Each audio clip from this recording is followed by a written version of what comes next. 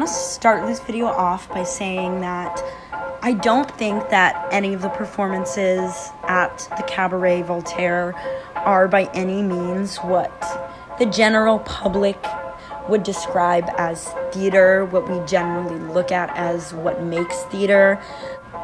I also want to take a couple minutes to talk about the larger given circumstances at the time.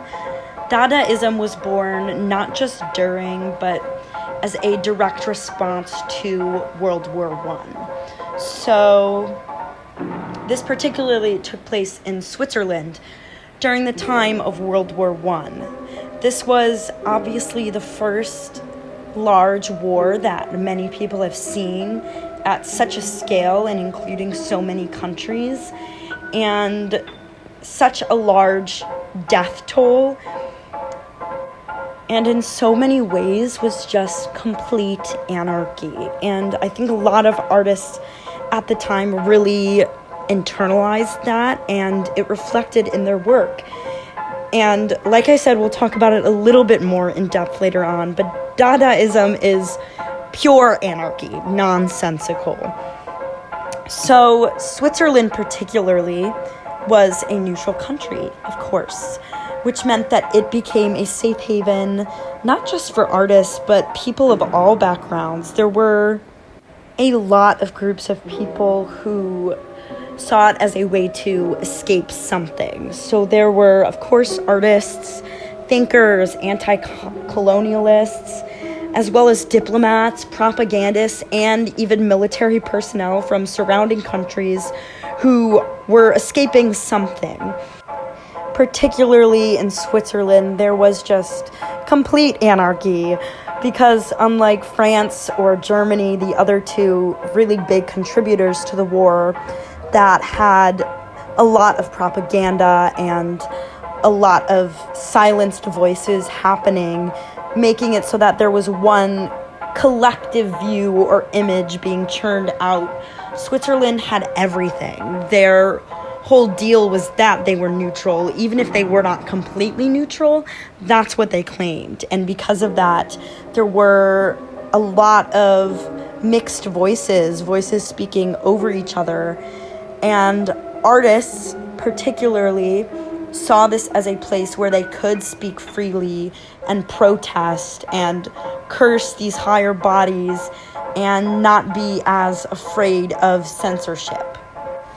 And just one of the artists living in Switzerland at the time was Hugo Ball. Hugo Ball was born in 1886, and he was actually born to a very devout Catholic family. His family was very religious, very middle class. When he was an adult, he studied sociology and philosophy at the University of Munich and later at the University of Heidelberg. In 1910, Ball ended up moving to Berlin with dreams of becoming a theater director and actor. And he did briefly study at the Deutsches Theater in Berlin for stage design and acting, and worked briefly at a theater before becoming an artistic director at the Munich Kammerspiel. For most of his time as an artist, his stuff was always very provocative. Even before the Cabaret or World War I, he was writing these expressionist poems that were already met with a lot of criticism from the government because of obscenity. He was actually acquitted for any of these charges because of how unintelligible they were. And he loved experimenting with all forms of performance. So writing, acting, dance, music.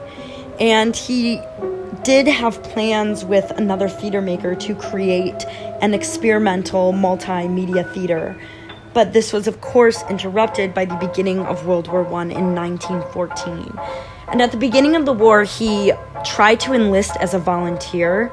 He was denied because of medical reasons. And later, after witnessing the invasion in Belgium and seeing the horrors of the war, it deeply affected Ball. He became immediately a devout pacifist, very anti-war, anti-government, and because of this, he started organizing protests and poem readings and speeches with his partner, Emmy Hennings, who would later become a co-founder of the Cabaret and of Dadaism, and he was considered a traitor in his country. So in 1915, he and Hennings fled to Zurich, where they would later, in 1916, open the Cabaret Voltaire with a number of other artists, some of whom included Hans Arp, Marcel Janko, and Tristan Tzara, all of whom were artists in a number of fields. Some of them were fellow performers. Hennings herself was a vocal performer and a dancer.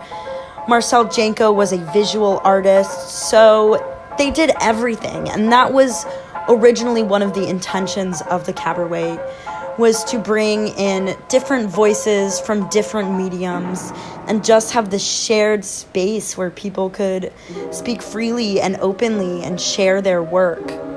The cabaret itself had already existed as a number of years, except it was not a cabaret. It was just a run-of-the-mill bar where you could get a drink, a sausage maybe. They liked the fact that it was already named after Voltaire, who was a French Enlightenment writer who spoke a lot against Catholicism and the government and was very much an advocate for freedom of speech, which obviously appealed a lot to this group of people. So what exactly took place at the cabaret? Well, like I mentioned earlier, it was a little bit of everything. There were paintings, there were drawings, some photographs, a lot of drinking, a lot of free living, a lot of poetry, experimental dances, and now is the point where I want to get into the birth of Dadaism itself. In July of 1916, Hugo Ball read aloud a short piece he wrote entitled The Dada Manifesto, where he described what Dadaism meant to him. And like I said, it is a very short piece, and the whole piece can be found online. I want to read a quote from it really quickly that happens towards the beginning. Dada comes from the dictionary. It is terribly simple. In French, it means hobby horse. In German, it means goodbye. Get off my back. Be seeing you sometime. In Romanian, yes, indeed, you are right. That's it. But of course, yes, definitely right, and so forth. An international word, just a word, and the word of movement. Very easy to understand, quite terribly simple. To make of it an artistic tendency must mean that one is anticipating complications. Dada psychology, Dada Germany common digestion, and fog paroxysm, Dada literature, Dada bourgeoisie, and yourselves, honored poets, who are always writing with words but never writing the words itself, who are always writing around the actual point.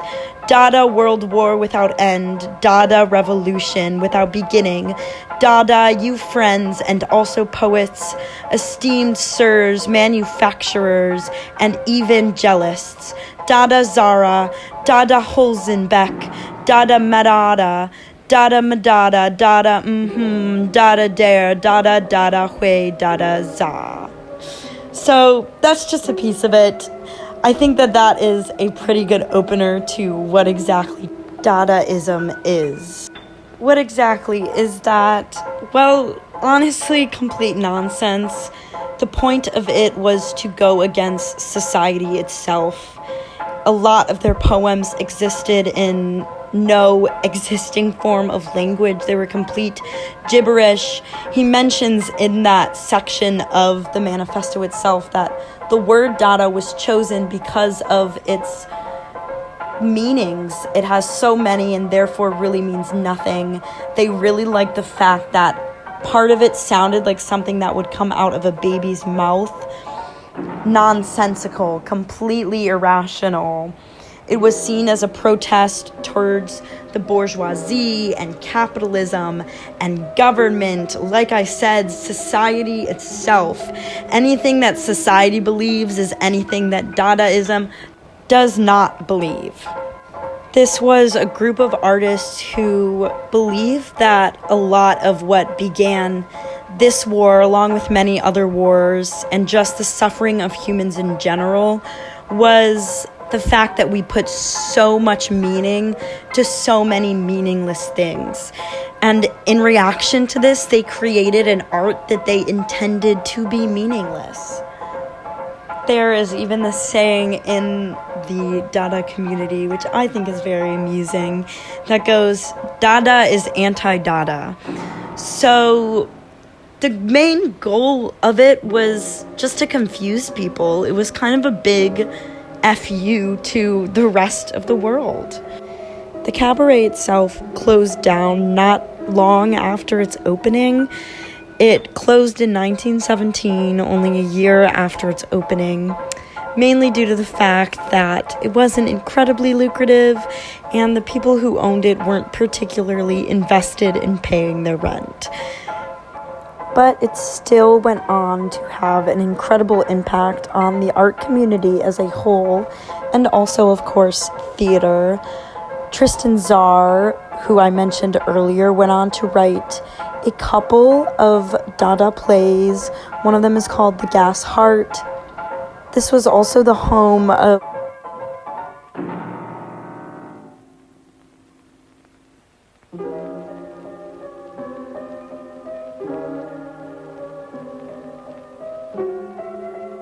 the birth of modern performance art, which still goes on today in many places across the world. The popularity of Dadaism in its purest form diminished by a lot by the mid-20s, but it had a lot of effects on the Surrealist movement. It was a lot of its most popular ideas were really embraced by that movement, and its influences can still be seen in Surrealist art of all kinds today as well. I wanted to end this video, like I mentioned earlier, by showing a recreation of one of the most infamous pieces that happened at the Cabaret Voltaire.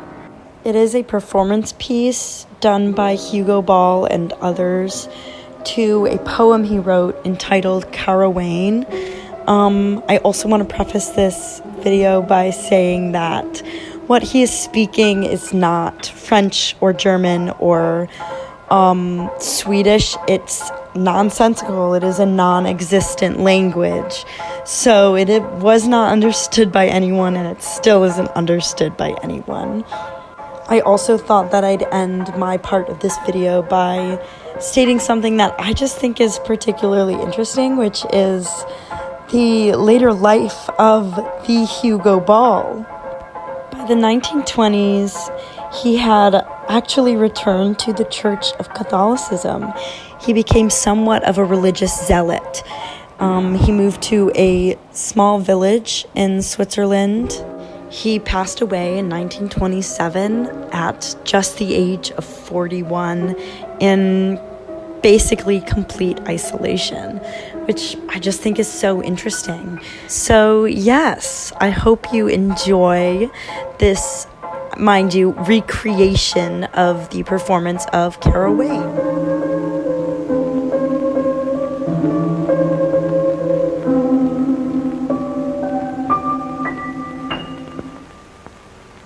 Holy Bantu, Bambla, O Pauli Bambla, Rosija Fahabla Hor, Egiga Korab, Hijo Bloiko, Rusula Huju, Holaka Holala, Alaku Bum, Blaku Bum, Blaku Bum, Posso Pataka. Hasta va, da baúpa,